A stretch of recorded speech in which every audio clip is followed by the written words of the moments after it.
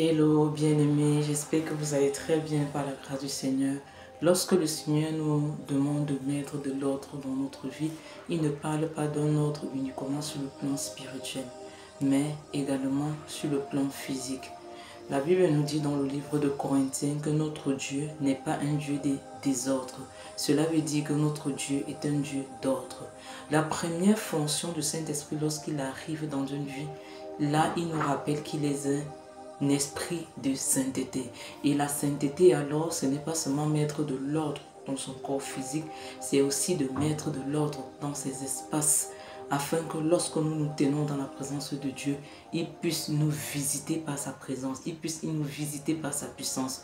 Bon nombre d'entre nous, nous nous plaignons que nous prions, mais nous avons comme l'impression que le Seigneur est éloigné de nous. Comment sont nos espaces? Lorsque tu finis de cuisiner chez toi, comment est-ce qu'est ta cuisine? Lorsque tu es dans ton séjour, comment est ton séjour? Comment est ta chambre? Comment sont tes vêtements? Comment est ton lit? Vraiment, je vous assure, ce sont des choses que particulièrement le Saint-Esprit m'a enseigné. Je ne peux pas me lever et prier dans ma chambre si tout est en désordre. Pour moi, c'est important. Pour que je me sente à l'aise, et pour que l'esprit descende, il faut que chaque chose soit posée à son endroit idéal, soit rangée. Parce que Dieu est un Dieu d'ordre. Alors si tu veux que le Seigneur te visite, mets de l'ordre. Pas seulement sur le plan spirituel, même sur le plan physique. Lorsque tu arrives au travail et que tu veux qu'une atmosphère du ciel t'accompagne dans ton travail, ce que tu as besoin de faire, range tes espaces de travail. Lorsque tu finis de cuisiner, range ta cuisine. Ne laisse pas les couches de l'enfant traîner partout à la maison. Non, non. Le Saint-Esprit, c'est l'esprit de pureté, c'est l'esprit de sainteté. Alors, il ne prend pas plaisir dans tout ce qui est désordre, dans tout ce qui est saleté.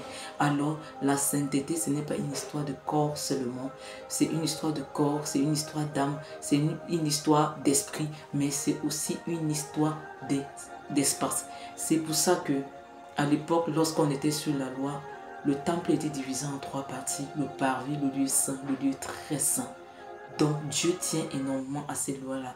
Et la première définition du Saint-Esprit, c'est que c'est l'esprit de propreté, c'est l'esprit de sainteté.